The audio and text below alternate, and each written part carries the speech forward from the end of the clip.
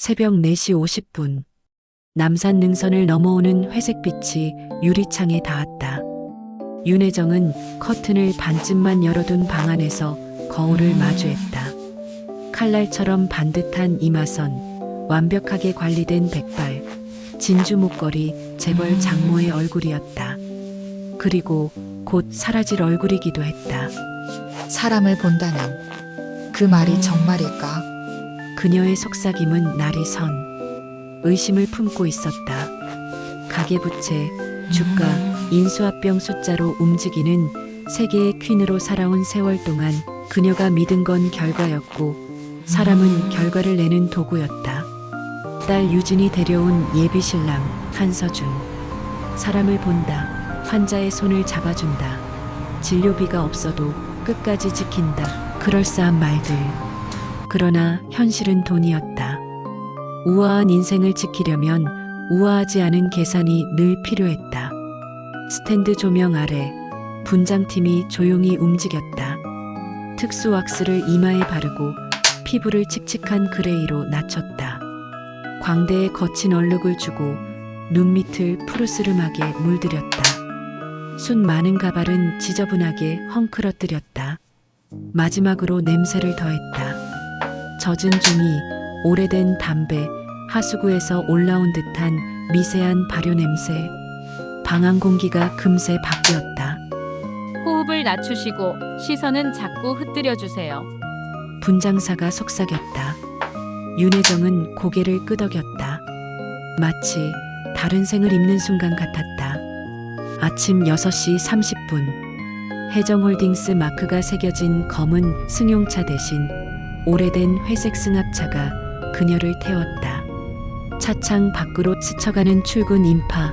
누군가는 산뜻한 깨끗함으로, 누군가는 피곤한 회색으로 도시와 합쳐졌다.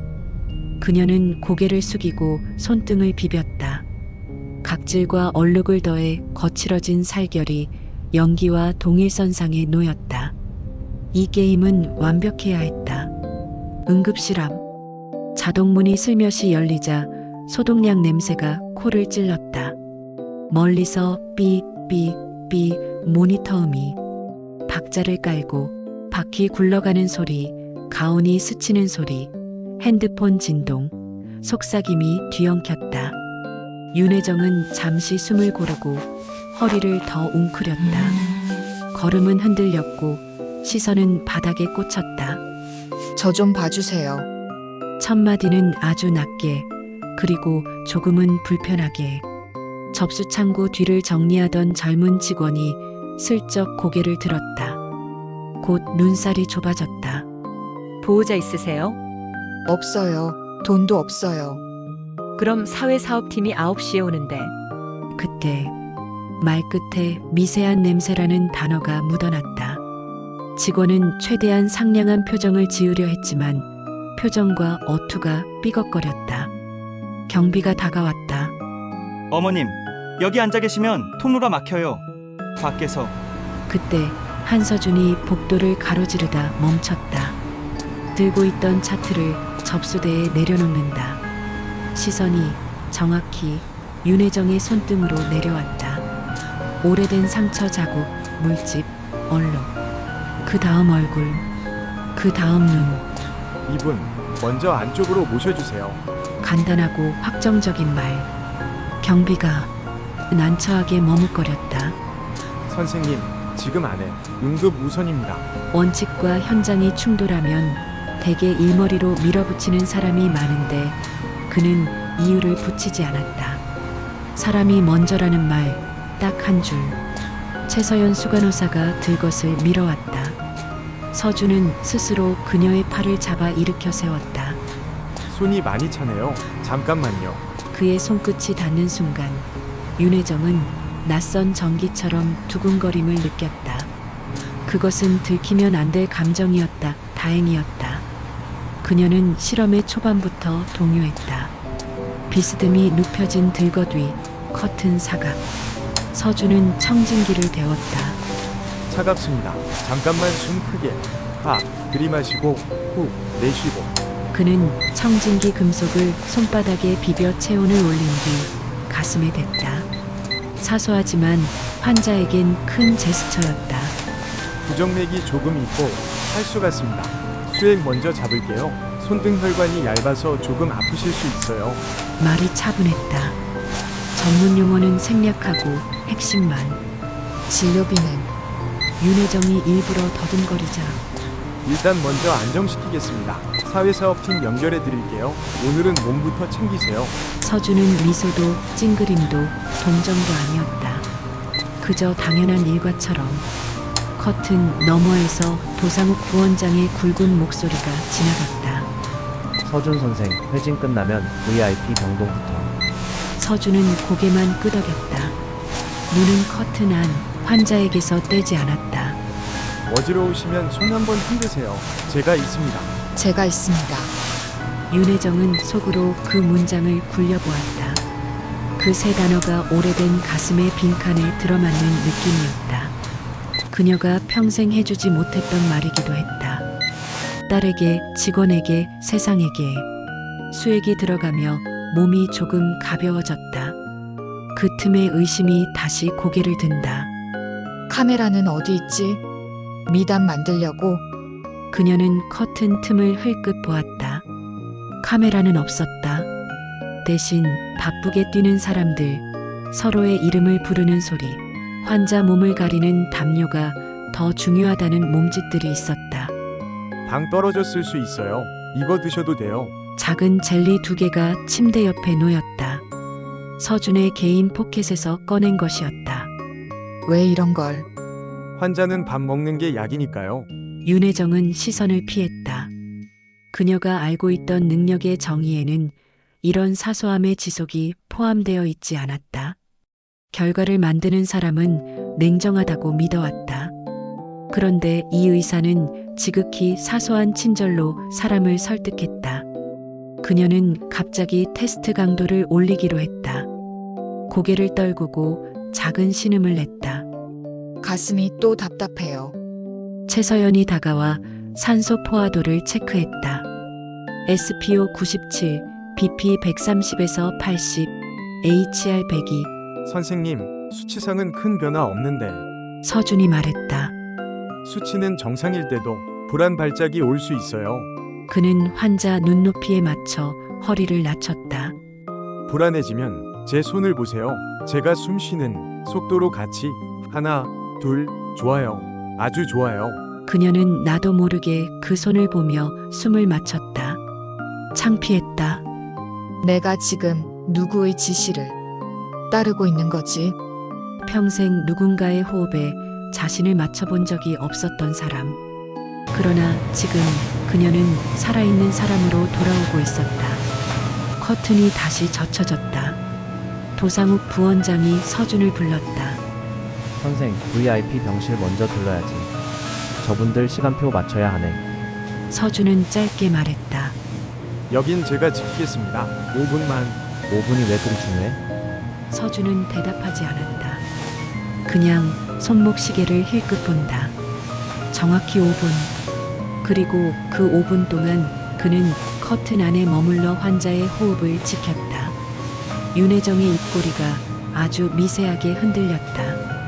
5분의 가치 그녀가 몰랐던 단위였다. 회의의 5분은 가끔 사소했다. 그러나 환자의 5분은 생이었다. 이제 좀 어떠세요? 당신 진짜 의사 같네. 서준이 웃었다. 진짜 의사 맞습니다. 그녀는 눈을 감고 속으로 계산했다. 이건 쇼일까, 습관일까, 신념일까? 그 답을 알아내려면 더 깊이 들어가야 했다. 그녀는 일부러 몸을 떨고 말했다. 저기 오늘 밤은 여기서 잘 수 있을까요? 갈 곳이 없어서. 서준은 잠깐 생각한 뒤 고개를 끄덕였다. 규정상 어려울 때가 있지만 사회사업팀 연결해서 오늘은 여기서 쉬시죠. 깨끗한 담요로 갈아드릴게요. 그는 간호사를 보며 속삭였다. 담요, 새 걸로 부탁해요. 담요가 어깨를 덮는 순간 윤혜정은 무의식적으로 울컥했다. 따뜻한 온기, 값으로 매길 수 없는 정도의 온도. 자동문 바깥 도시가 본격적으로 깨어났다. 화물차가 병원 뒤편을 지나고 테이크아웃 커피의 향이 로비를 통과했다. 사람들은 각자의 하루로 뛰어들었다. 그리고 커튼 안 가짜 신분을 쓴 그녀는 처음으로 오늘의 체온을 느꼈다. 그녀는 마음속으로 메모했다. 응급 우선 원칙, 망설임 없음. 사소한 친절의 지속, 청진기 데우기, 젤리, 눈높이 호흡. 5분을 지키는 사람, 환자에게. 5분은 생, 돈 이야기보다 몸 이야기. 사회사업팀 연계우산. 테스트는 계속된다. 윤혜정은 눈을 감고 다음 스텝을 구상했다. 봉투를 어디에, 어떻게, 누구의 눈앞에서 떨어뜨릴지. 사람은 돈 앞에서 달라진다. 과연 이 의사도 그럴까? 응급실 전광판 위로 아침 해가 떠오른다. 도시는 매일 수천 개의 얼굴을 스쳐간다. 깨끗한 얼굴, 피곤한 얼굴, 그리고 보고 싶지 않은 얼굴. 서울 도심의 아침은 이미 뜨거웠다. 병원 앞 커피숍에서 직장인들은 라떼를 들고 바쁘게 걸었고 그 사이를 비집고 들어가는 한 노숙자의 걸음은 너무 느렸다. 윤혜정은 자신의 그림자가 사람들의 신발에 밟히는 걸 느끼며 고개를 숙였다. 오늘은 냄새가 관문이겠지. 그녀는 일부러 오래된 담요를 어깨에 걸쳤다. 어제 저녁 병원 구석에서 주운 천조각이었다. 자신의 테스트가 성공하려면 사람들이 느끼는 불쾌함부터 통과해야 했다. 응급실 문이 열리자 소독약 냄새와 인간의 피, 땀, 불안이 섞인 공기가 밀려왔다. 접수대 앞에는 벌써 10명의 환자가 줄을 서 있었다. 그녀가 들어서는 순간 사람들의 시선이 방향을 틀었다. 이게 무슨 냄새지? 속삭임이 스쳤다. 젊은 간호사가 다가와 조심스레 말했다. 어머님, 여기서 잠깐만 기다리세요. 대기표 받으셔야 돼요. 하지만 그녀의 손에는 표 대신 낡은 동전 3개뿐이었다. 표 살 돈이 없어요. 간호사는 난감한 얼굴로 다른 직원을 불렀다. 이런 분은 사회사업팀에 연결해야 하는데. 뒤에서 경비가 다가왔다. 어머님, 병원 내에서 음식 드시면 안 됩니다. 그녀는 반쯤 남은 컵라면 봉지를 품에 안았다. 그때 복도 끝에서 한서준이 걸어왔다. 하얀 가운, 약간 구겨진 셔츠, 피로한 눈빛. 그의 손에는 커피 한 잔이 들려 있었다. 그는 본능처럼 멈췄다. 이분 상태 좀 확인해 주세요. 간호사가 황급히 속삭였다. 선생님 냄새가 심해서요. 다른 환자들이 불편해하십니다. 서준은 잠시 멈춰섰다가 커피를 쓰레기통에 버리고 말했다. 위류는 후각으로 판단하지 않습니다. 그 말은 차갑지도 감정적이지도 않았다. 그저 사실처럼 들렸다. 그는 곧장 그녀의 옆으로 다가가 앉으세요.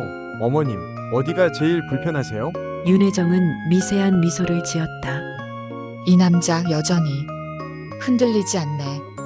어디까지일까? 간호사 최서연이 새 장갑을 꺼내며 중얼거렸다. 선생님, 이런 분들은 기록이 없어서 곤란해요. 서준은 단호하게 말했다. 그럼 새로 만들면 되죠. 이름은 임시로 윤화자라고 하죠. 그 이름은 우연히도 혜정이 죽은 어머니의 이름이었다. 순간 그녀의 손끝이 미묘하게 떨렸다. 화자, 엄마, 세상 참 이상하지. 검사 결과는 단순한 탈진이었다. 하지만 서준은 진료를 멈추지 않았다. 이건 단순한 피로가 아니에요. 이분은 장시간 영양결핍 상태에 있습니다. 그의 시선은 정확히 그녀의 팔에 박힌 핏줄로 향했다. 부원장 도상욱이 지나가다 상황을 봤다. 한 선생, 그 환자 보험도 없어요. 이런 분들은 접수 기준 안 됩니다. 서준이 짧게 대답했다. 규정은 환자 뒤에 옵니다. 도상욱은 코웃음을 쳤다. 그래서 승진이 없는 거야, 한 선생. 혜정은 숨을 죽였다. 그 짧은 대화에서 그는 사회의 구조를 한 손으로 거슬렀다. 그게 진심인지 허세인지 그녀는 구분할 수 없었다. 좋아. 그럼 돈으로 시험해보자.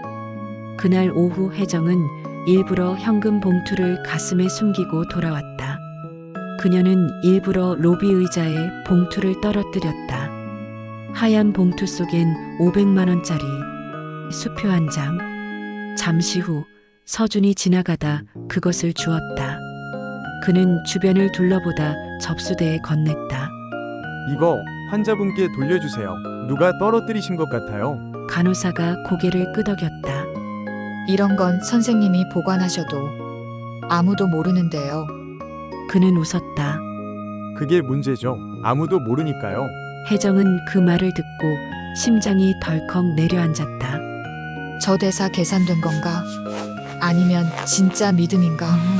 그날 밤 병원 로비 CCTV 앞에서 도상욱 부원장이 서 있었다. 모니터에는 서준이 봉투를 주어 접수대에 맡기는 장면이 그대로 찍혀 있었다. 부원장은 비꼬듯 말했다. 보여주기식 영웅주의지. 노숙자 하나 도와준다고 세상이 달라지나? 하지만 그날 이후 응급실 직원들 사이에 조용한 변화가 일어났다. 식사 시간이 되면 누군가 남은 도시락을 깨끗하게 싸서 임시 환자용 냉장고에 넣기 시작했다. 이름 없는 환자들을 위한 작은 배려. 시작은 서준이었고 그 뒤를 따라 한 명, 두 명이 움직였다. 혜정은 그 장면을 CCTV 모니터로 보고 있었다. 그녀의 표정은 복잡했다. 나 하나가 만든 실험이 이 사람들까지 움직였다고? 그녀의 마음속에는 이상한 불편한 따뜻함이 스며들고 있었다. 그날 밤 늦게 혜정은 병원 뒤편 쓰레기통 근처에 앉아 있었다. 겨울 공기가 살을 파고들었다. 그녀는 스스로에게 속삭였다. 이 남자 진심이네. 그런데 왜 나는 아직도 의심하지? 그 순간 병원 유리문이 열렸다. 서준이 담요를 들고 나왔다. 아직 여기 계셨네요. 그는 담요를 덮어주며 말했다. 춥죠? 병원 규정상 이번 반출 금지지만 오늘은 예외입니다. 그녀는 물었다. 왜 예외를 만들어요? 그는 미소를 지었다. 규정은 사람이 살기 위해 있는 거니까요. 혜정의 눈가가 젖었다. 그녀는 처음으로 그의 목소리에서 아버지의 음성을 들었다. 규정보다 사람. 그 문장이 오만한 장모의 마음에 금을 냈다. 그녀는 속으로 다짐했다. 그래, 당신이 진짜 사람을 본다면 나도 다음 시험은 더 어렵게 만들겠어요. 자동문이 닫히며 병원 네온사인 불빛이 담요 위에 반사됐다. 그 빛이 마치 양심의 불씨처럼 깜빡였다. 병원 복도 끝이 형광등이 깜빡이며 꺼졌습니다. 노숙자 차림의 윤혜정은 그 불빛을 바라보며 생각했습니다. 이번엔 내 쪽에서 먼저 흔들어야겠어.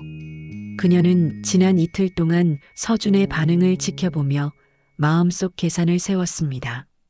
어떤 상황에서도 흔들리지 않았던 그 남자를 이번에는 직접 시험해 보기로 한 것이었죠. 오늘은 아침부터 의도적으로 통증을 만들어낼 계획이었습니다. 진통제를 삼키지 않았고 공복에 커피를 마셔 위를 자극했습니다. 그녀의 손에는 작은 유리 조각이 들려 있었습니다. 살짝만 긁히면 피가 나올 만큼 날카로운 조각이었죠. 의사가 얼마나 버틸지 보자. 그녀는 입가에 희미한 웃음을 지었습니다. 병원 문을 열고 들어서자 접수대의 간호사가 눈을 동그랗게 떴습니다. 또 오셨어요? 어제도 진료받으셨잖아요. 혜정은 일부러 신음소리를 냈습니다. 어제보다 더 아파요. 이러다 죽을 것 같아요. 간호사는 난처하게 다른 쪽을 바라봤습니다. 사회사업팀 연결해 드릴게요.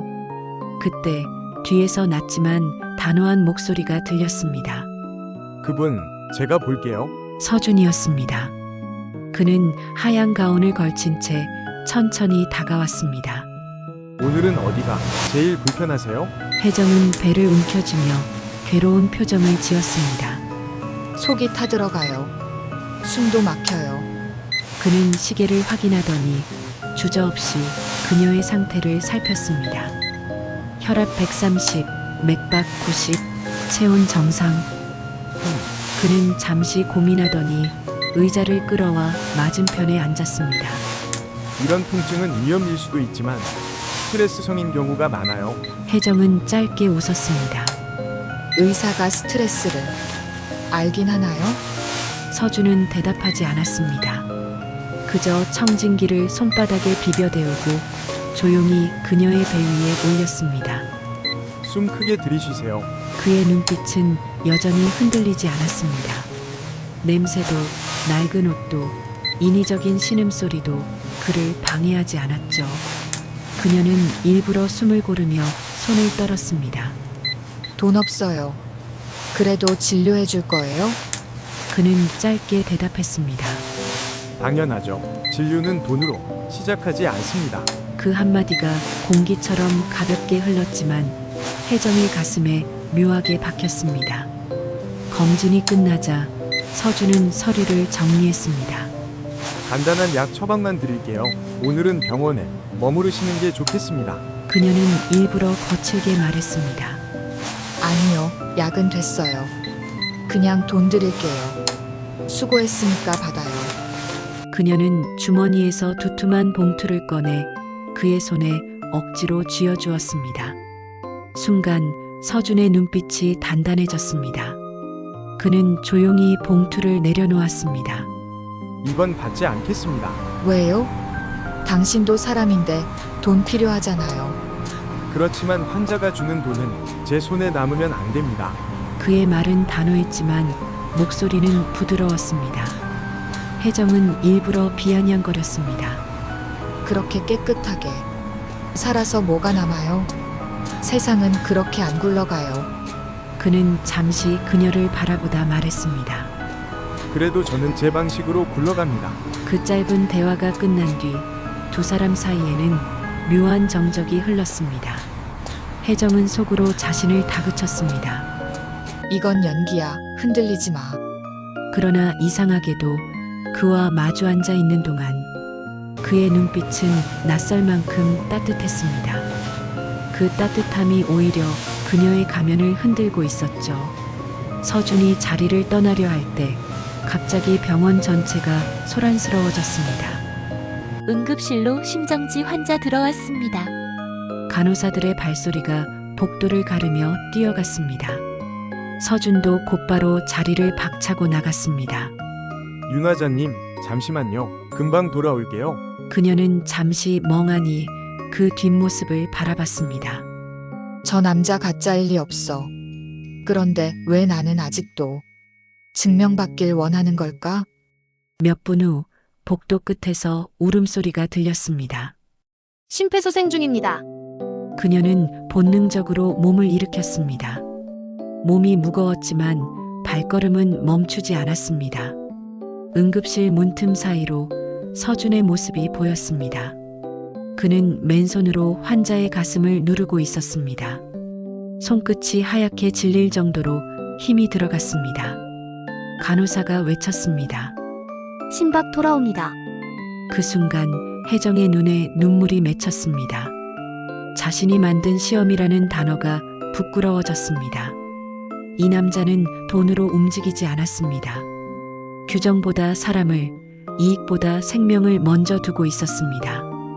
그녀는 조용히 입술을 깨물었습니다. 나는 지금 진짜를 본 걸까? 그날 밤 병원 복도 끝 의자에 앉은 혜정은 수액통을 바라보며 중얼거렸습니다. 진짜 의사는 사람을 고치는 게 아니라 마음을 고치는 사람이구나. 그녀의 눈가에는 피로와 함께 이해의 빛이 비치고 있었습니다. 그러나 아직 그녀의 시험은 끝나지 않았습니다. 내일 또 다른 가면이 기다리고 있었죠. 이번엔 세상이 그를 시험하게 될 차례였습니다. 진실은 종종 조용히 태어나지만 거짓은 언제나 빠르게 퍼진다. 하루가 밝았다. 병원 로비의 공기엔 이상한 긴장이 흘렀다. 의사 한서준의 이름이 직원들의 입에서 조심스럽게 오르내리고 있었다. 뉴스 봤어요? 인터넷에 떴어요. 무명의 내과 의사가 노숙자에게 쇼를 했다네요. 착한 의사 코스프레라던데요. 그 말이 도는 순간 서준은 의료진 회의실에서 멈춰섰다. 모니터엔 포털 메인에 걸린 기사 제목이 떠 있었다. 그의 얼굴 사진과 함께 이렇게 적혀 있었다. 병원 내 CCTV 확인 결과 노숙자 여성 환자는 며칠째 병원에 상주하며 의사에게 과도한 관심을 보였고 한서준 의사는 이를 의도된 연출로 이용했다는 관계자 진술이 나왔다. 서준은 헛웃음을 지었다. 그가 떠올린 관계자는 단 한 명 부원장 도상욱이었다. 반면 그 기사를 사무실에서 본 윤혜정의 얼굴은 굳어졌다. 이게 뭐야? 그녀가 계획했던 단순한 인간 테스트가 세상의 재벌의 함정 실험으로 번지고 있었다. 기사는 그녀가 노숙자로 위장해 병원에 들어가 의사를 시험했다는 뉘앙스까지 담고 있었다. 하지만 누구도 진실을 몰랐다. 그녀는 그 순간 깨달았다. 한 명을 시험하려다 세상을 흔들어 버렸구나. 병원은 순식간에 아수라장이 되었다. 환자와 보호자들이 웅성거렸고 직원들 사이에도 귓속말이 돌았다. 뉴스 맞아요? 의사가 노숙자랑 쇼 찍은 거라던데. 아니, 그 의사 진짜 착했어요. 세상에 착한 사람이 어딨어요. 서준은 복도를 걸으며 모두의 시선을 온몸으로 느꼈다. 그의 하얀 가운이 오늘따라 너무 무거워 보였다. 그날 오후 병원 홍보팀에서 호출이 왔다. 한 선생, 잠깐 들어오시죠. 회의실 안에는 부원장 도상욱이 기다리고 있었다. 요즘 세상이 민감합니다. 기사도 그렇고 병원 이미지도 생각해야죠. 서준은 말없이 서 있었다. 그래서 말인데 잠시 진료 중단하고 자택 대기하세요. 조사가 끝날 때까지. 무슨 조사입니까? 대외 이미지 훼손 여부요. 서준은 피식 웃었다. 의사가 환자 진료한 게 이미지 훼손입니까? 요즘은 이미지가 생명이에요. 당신이 환자를 본 게 아니라 우리 브랜드를 위험하게 한 거죠. 그 말에 서준은 단호하게 대답했다. 전 브랜드를 치료한 적 없습니다. 사람을 치료했을 뿐이죠. 그 시각 윤혜정은 비밀리에 기자 박유한을 만났다. 호텔 라운지 구석, 아무도 없는 테이블. 기자님, 그 기사 왜 그런 식으로 썼죠? 박유한은 웃었다. 회장님, 클릭이 돈입니다. 시민들은 정의보다 자극을 원하죠. 정의보다 자극. 그녀는 천천히 커피잔을 내려놓았다. 그럼 진짜를 보여드리죠. 그녀는 손가방에서 USB 하나를 꺼냈다. 이 안에는 제가 직접 찍은 CCTV 복사본이 들어있어요. 그 의사는 쇼맨십이 아니라 진심이었습니다. 박유한은 눈을 가늘게 떴다. 직접 찍으셨다고요? 그렇습니다. 나를 속인 것도 세상을 속인 것도 나니까. 그녀는 기자에게 조용히 말했다. 당신이 원하는 건 진짜 이야기잖아요. 돈이 아니라 진짜 뉴스. 박유한은 처음으로 말이 막혔다. 그는 처음엔 클릭수만 생각했다. 그러나 지금 그녀의 눈빛에는 후회와 진심의 무게가 있었다. 그것이 오히려 기사보다 강렬했다. 한편 서준은 병원 옥상에 서 있었다. 도심의 불빛이 아래에서 반짝였다. 그는 자신이 지켜온 원칙이 이토록 쉽게 오해받을 줄은 몰랐다. 하지만 포기할 수 없었다. 진심은 언젠가 통하겠죠. 그는 그렇게 스스로를 달랬다. 바로 그때 휴대폰이 울렸다. 보도국 기자의 번호였다. 한서준 선생님, 내일 인터뷰 가능하십니까? 노숙자 환자분이 직접 진실을 밝히고 싶답니다.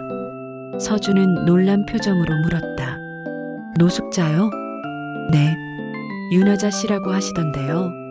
순간 그의 눈이 커졌다.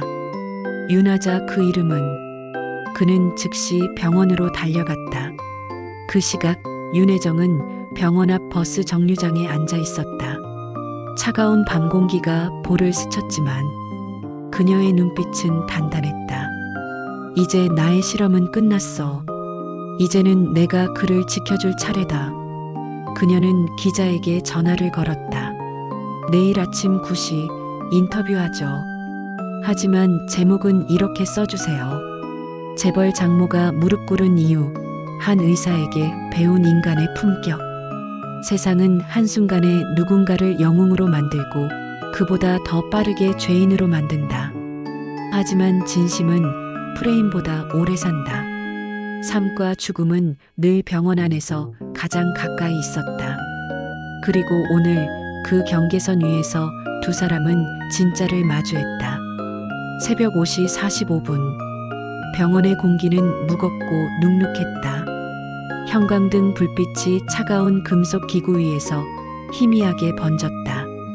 윤혜정은 대기 의자에 앉아 있었다. 며칠째 병원에 머물며 스스로 만들어온 실험이 이제는 어디까지가 현실이고 어디까지가 연기인지 모를 지경이 되었다. 그녀의 머릿속은 복잡했다. 그가 진짜인지 내가 잘못한 건지 이제 나조차 모르겠어. 그때였다. 응급실 문이 벌컥 열렸다. 심정지 환자 들어옵니다. 간호사들이 들것을 밀며 뛰어들어왔다. 뒤따라온 남자의 울부짖음이 복도를 울렸다. 제발 살려주세요. 제 아내예요. 의사 한서준이 그 소리를 듣자마자 커피를 내려놓고 전속력으로 뛰었다. 산소 포화도 확인. 제세동기 준비. 명령이 쏟아졌고 응급실은 순식간에 전투 현장이 되었다. 윤혜정은 커튼 너머로 그 장면을 바라보았다. 서준의 손이 환자의 가슴 위를 리듬감 있게 누르고 있었다. 하나, 둘, 셋, 계속 압박 유지. 땀이 그의 이마를 타고 흘러내렸지만 그는 한 번도 손을 멈추지 않았다. 맥박 없음. 제세동 준비. 간호사가 패드를 들이밀었다. 충전 완료. 클리어. B2. 환자의 몸이 순간적으로 들썩였다. 모니터에 여전히 평평한 선이 이어졌다. 다시 CPR 들어갑니다. 서준은 다시 두 손을 포개 환자의 가슴을 눌렀다. 두둑, 두둑 손바닥 아래서 갈비뼈가 부러지는 소리가 났다. 하지만 그는 눈을 감은 채 계속 외쳤다. 살아야 합니다. 들리세요? 당신 아직 끝난 거 아닙니다. 그 목소리엔 절박함이 묻어 있었다. 그건 단순한 직업의식이 아니었다. 그는 누군가를 살리고 싶었다. 그가 지키지 못했던 과거의 어머니처럼. 시간은 느리게 흘렀다.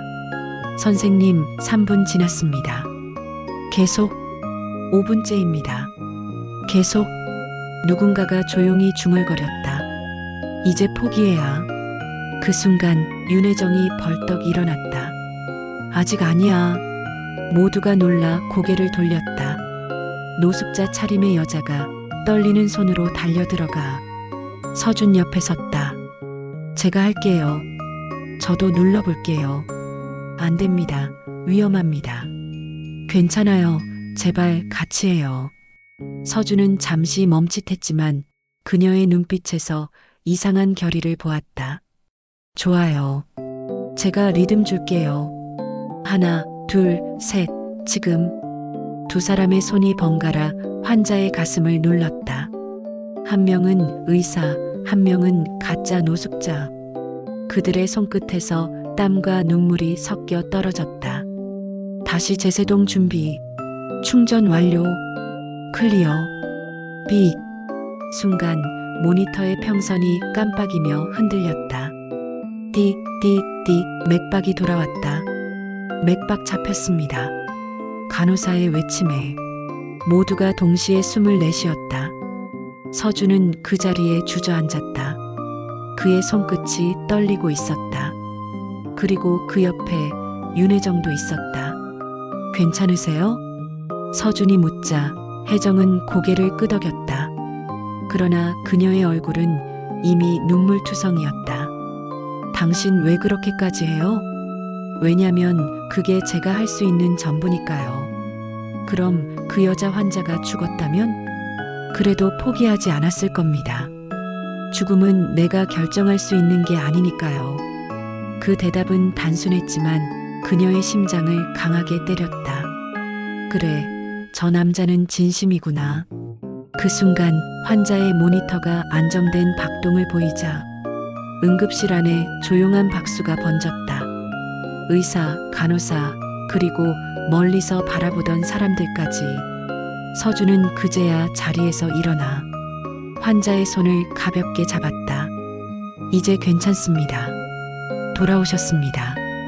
모든 소동이 끝나고 응급실의 불빛이 조금씩 낮아졌다. 윤혜정은 여전히 그 자리에서 서 있었다. 서준이 물었다. 어디 다치신 데는 없으세요? 그녀는 고개를 저었다. 괜찮아요. 오히려 마음이 아프네요. 그녀의 눈에 비친 서준의 얼굴은 더 이상 시험 대상이 아니었다. 그는 진짜 사람을 살리는 의사였다. 그리고 그녀 자신은 이제 사람을 판단했던 심판자에서 배우는 사람으로 바뀌고 있었다. 그녀는 속삭였다. 의사 선생님, 혹시 제가 누군지 알아요? 서준이 미소 지었다. 그건 중요하지 않아요. 지금 제 앞에 있는 건 살아있는 환자니까요. 그날 병원은 5분 동안 정지된 세상이었다. 하지만 그 5분은 누군가의 인생을 바꾸었다. 그리고 한 여자는 그 5분으로 자신의 오만을 치료받았다. 진심이란 건 결국 들키게 되어 있다. 아무리 감추려 해도 사람의 눈빛은 거짓을 견디지 못한다. 심정지 환자의 응급 상황이 끝난 다음 날 아침, 병원은 고요했지만 어제의 여운이 벽마다 남아 있었다. 간호사들의 발소리가 조심스러웠고 누구도 큰 소리를 내지 않았다. 그들은 모두 그 새벽의 기적을 목격했기 때문이었다. 의사 한서준은 그날도 평소처럼 출근했다. 하얀 가운을 걸쳤지만 손끝엔 여전히 어제의 감각이 남아 있었다. 살아야 합니다.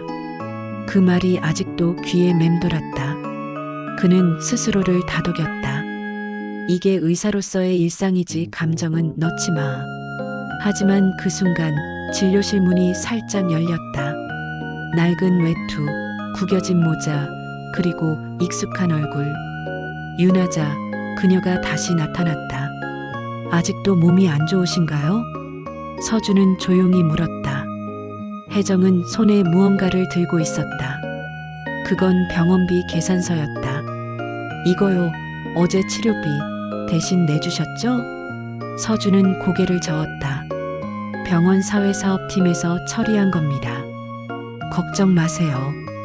그녀는 잠시 그를 바라보다가 서류를 접어 조용히 내려놓았다. 그리고 말했다. 오늘은 제 얘기를 조금 해도 될까요? 서준은 의자에 앉으며 고개를 끄덕였다. 그녀는 천천히 숨을 들이켰다. 그리고 손을 떨며 가발을 벗었다. 하얀 머리카락이 드러났고 구겨진 얼굴 화장이 사라졌다. 그녀의 눈빛은 이제 낯설 만큼 또렷했다. 이제 제 얼굴이 보이시나요, 선생님? 서준은 놀란 듯 눈을 크게 떴다. 어머니? 그녀는 고개를 저었다. 아니요. 저는 당신의 환자였고 당신의 예비 장모입니다.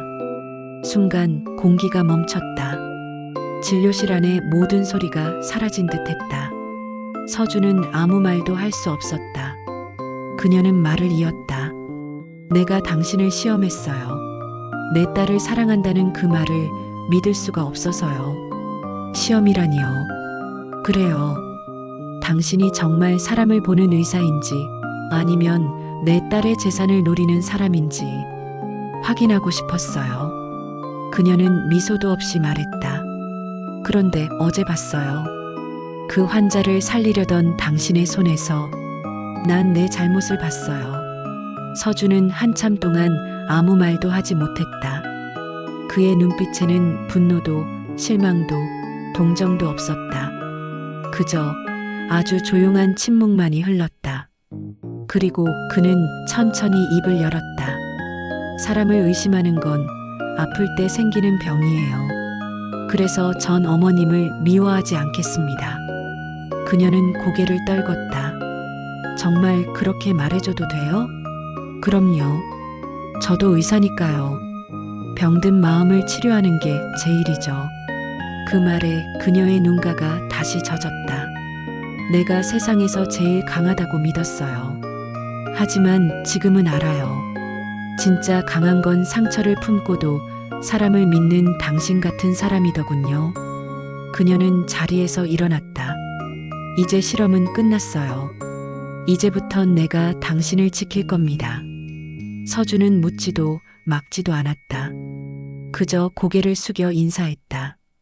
감사합니다, 어머님. 그녀는 미소 지으며 문을 열었다. 그 순간 진료실 문 너머에서 플래시가 번쩍였다. 기자 박요한이 서 있었다. 회장님, 이게 진실인가요? 혜정은 고개를 들었다. 그래요. 이제 세상이 알아야 할 건 돈이 아니라 진심이에요. 그녀는 기자를 바라보며 말했다. 기사 제목, 이렇게 써주세요. 가면을 벗은 재벌 장모, 인간으로 돌아오다. 박요한은 아무 말도 하지 못했다. 그 순간 그는 카메라를 내려놓았다. 기사를 쓰지 않겠습니다. 그건 뉴스가 아니라 반성문이니까요. 혜정은 고개를 끄덕였다. 그래요. 모두가 조금씩 반성하면 세상은 조금은 따뜻해질지도 모르겠네요. 그날 한 장의 가면이 벗겨지며 두 사람의 인생이 새로 쓰였다. 누군가는 용서를 배웠고 누군가는 믿음을 배웠다. 사람은 두 번 태어난다. 한 번은 세상에 의해서, 그리고 또 한 번은 자신의 깨달음에 의해서. 그날 오후 병원 전체가 술렁였다. 재벌 그룹 혜정홀딩스 회장이자 윤아자 환자로 알려진 여성이 직접 기자회견을 열겠다고 통보한 것이다. 그리고 모두가 놀랐다. 그녀가 그 장소로 선택한 곳은 호텔도 본사 회의실도 아닌 병원 응급실 한복판이었다.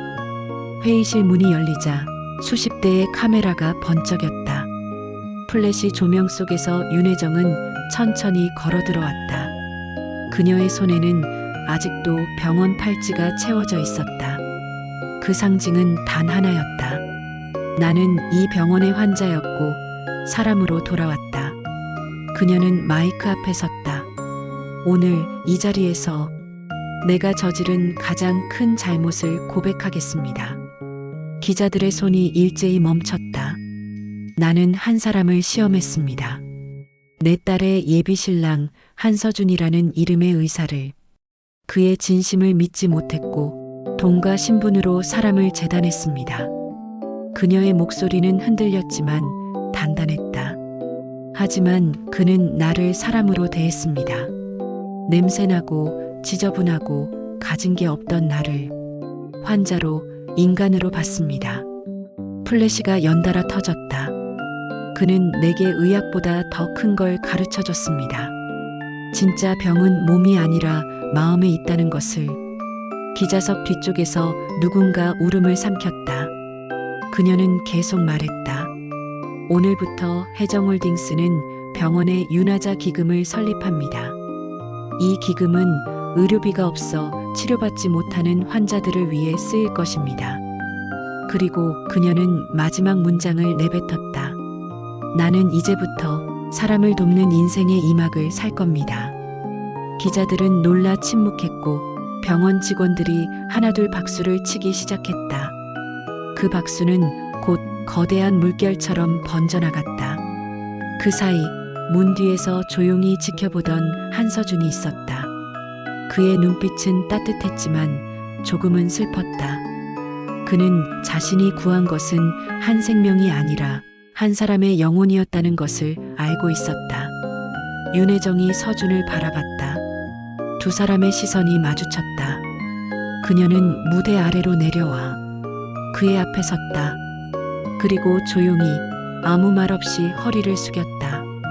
순간 수많은 플래시가 터졌다. 그러나 그 장면은 단순한 사과가 아니었다. 그건 세대와 신분, 오만과 진심이 화해하는 순간이었다. 의사 선생님, 그녀의 목소리는 떨렸다. 내가 이제야 알겠어요. 사람은 돈으로 평가되는 게 아니라 다른 사람의 생명을 지키는 시간으로 평가받아야 한다는 걸. 서준은 고개를 숙였다. 어머님, 저도 배웠습니다. 환자는 병이 아니라 삶을 잃어버린 사람이라는 걸요. 그때 뒤쪽에서 누군가 조용히 다가왔다. 그는 바로 기자 박요한이었다. 손에는 인쇄된 신문 한 장이 들려 있었다. 한 의사의 진심, 재벌의 마음을 고치다. 그는 신문을 건네며 말했다. 회장님, 오늘만큼은 제 기사가 세상을 조금 따뜻하게 할 것 같습니다. 윤혜정은 미소를 지었다. 그래요. 진심은 결국 사람을 움직이죠. 며칠 뒤 병원 1층 로비 벽면에는 새로운 동판이 걸렸다. 윤하자 기금 사람을 먼저 보는 병원. 기부자 혜정홀딩스 회장 윤혜정. 취지 의료비가 없어도 포기하지 않는 생명을 위하여. 그 앞에 선 서준은 조용히 속삭였다. 이제야 진짜 병원이 완성됐네요. 그 옆에서 윤혜정이 대답했다. 그리고 이제야 진짜 인생이 시작됐죠. 며칠 후 딸 유진이 병원으로 찾아왔다. 그녀는 눈가가 붉어져 있었다. 엄마, 정말 그분이 그 사람 맞아요? 윤혜정은 미소를 지었다. 그래. 그 사람은 나를 살렸고 너를 지킬 사람이야. 유진은 조용히 서준에게 다가가 말했다. 그동안 고생 많으셨어요. 서준은 고개를 숙였다. 이제는 행복할 차례입니다. 그날 이후 사람들은 병원 앞을 지날 때마다 한 장의 현판을 바라보았다. 거기엔 화려한 로고도 기업의 이름도 없었다. 오직 4글자만 새겨져 있었다. 사람이 먼저. 그 문구는 누군가의 마음을 바꿨고 세상의 시선을 바꿨으며 한 장모의 인생을 완전히 뒤집었다. 그녀는 이제 매일 아침 병원 로비에서 조용히 환자들을 바라보며 커피를 내렸다. 그 커피 한 잔이, 그 미소가 그녀의 두 번째 인생을 말해주고 있었다. 돈은 통장에 쌓이고 시간은 달력에 쌓이지만 사람의 진심은 마음에 쌓인다. 그게 바로 인생의 잔고다. 봄비가 내리던 오전, 병원 로비 한쪽에 조용히 커피 향이 퍼지고 있었다. 윤혜정은 앞치마를 두르고 커피를 내리고 있었다. 더 이상 회장님도 재벌도 아니었다. 그녀는 이제 매일 아침 환자와 보호자에게 오늘은 좀 괜찮으세요? 커피 한 잔 어떠세요? 라고 묻는 자원봉사자였다. 병원 벽면엔 여전히 동판이 걸려 있었다. 윤하자 기금 사람을 먼저 보는 병원. 그 문구 아래엔 어느새 손때가 묻은 자국들이 생겨 있었다. 그건 수많은 환자와 가족들이 그 문구를 손끝으로 만지며 위로받은 흔적이었다. 그녀는 문득 창밖을 바라봤다. 그곳엔 한서준이 있었다. 그는 여전히 환자 곁을 지키고 있었다. 가끔은 지쳐 보였지만 언제나 눈빛은 맑았다. 한 선생님, 그녀가 부드럽게 불렀다. 서준이 고개를 들어 웃었다. 어머님, 오늘도 출근이시네요? 이제 내 집보다 이 병원이 더 편하네요. 커피는 좀 줄이셔야 합니다. 카페인 과다세요. 그녀는 웃었다. 예전엔 돈에 중독이었는데 지금은 사람 냄새에 중독됐나 봐요. 두 사람은 잠시 웃었다. 그 웃음 속엔 세상의 오만과 오해가 모두 녹아 있었다. 며칠 후 그녀는 병원 뒤편 정원 벤치에 앉아 있었다. 노트 한 권을 펼쳤다. 표지엔 손글씨로 이렇게 적혀 있었다. 사람은 늦게 피는 꽃이 더 오래 향기롭다. 그 그녀는 조용히 적기 시작했다. 나는 한 사람을 시험하려 했지만 그 사람은 나를 고쳐줬다. 나는 가면을 썼지만 그는 내 속의 인간을 봤다. 나는 돈으로 인생을 평가했지만 그는 시간으로 생명을 채웠다. 그녀의 손끝이 잠시 멈췄다. 눈가엔 눈물이 맺혔다. 이젠 알겠다. 사람의 장고는 돈이 아니라 마음이구나. 그 순간 멀리서 병원 어린이 환자들이 소리쳤다. 윤하자 할머니. 그녀는 고개를 들고 환하게 웃었다. 얘들아, 밥은 잘 먹었니? 응. 의사 아저씨가 오늘은 도넛 줬어요. 그래. 그럼 내일은 내가 쿠키 만들어 올게. 그녀의 목소리는 봄 햇살처럼 따뜻했다. 그때 뒤에서 한서준이 다가왔다. 그의 손엔 작은 종이봉투가 들려 있었다. 어머님, 이거 뭐예요? 오늘은 어머님 차례입니다. 당신이 저희 모두를 살렸어요. 그녀가 봉투를 열자 안에는 작은 카드 한 장이 들어 있었다. 당신의 잔고는 무한입니다. 사람들의 마음속 통장에서 출금 불가 마이너스. 그녀는 웃었다. 세상에 이런 통장이라면 이율은 얼마나 될까요? 평생 100%, 그리고 만기 없음이죠. 둘은 함께 웃었다. 사람은 누구나 가면을 쓴다. 하지만 결국 우리를 구원하는 건 직업도, 돈도, 명예도 아니다. 누군가의 손을 잡는 그 한순간의 온기다. 그날 저녁 병원 현관 앞에는 유난히 많은 사람들이 서 있었다. 그녀의 이야기가 기사로, 영상으로 퍼졌기 때문이다. 수많은 시민들이 찾아와 말했다. 그 회장님 이야기 정말 감동이었어요. 그런 병원이 있다면 세상이 좀 살만하겠어요. 저도 누군가에게 따뜻한 사람이 되고 싶어요. 그녀는 미소 지으며 말했다. 그럼 오늘부터 시작하세요. 누군가에게 먼저 손을 내밀면 그게 바로 인생의 첫 장고예요. 카메라가 천천히 병원 전경을 비춘다. 로비에는 커피 향이, 복도에는 웃음이, 그리고 벽에는 그 문구가 남아있다. 사람이 먼저. 우리는 모두 누군가의 환자이고 누군가의 의사다. 가끔은 상처를 주고 가끔은 고쳐주지만 결국 우리가 남길 수 있는 건 서로를 안아주는 마음 하나다. 그게 인간의 장고다.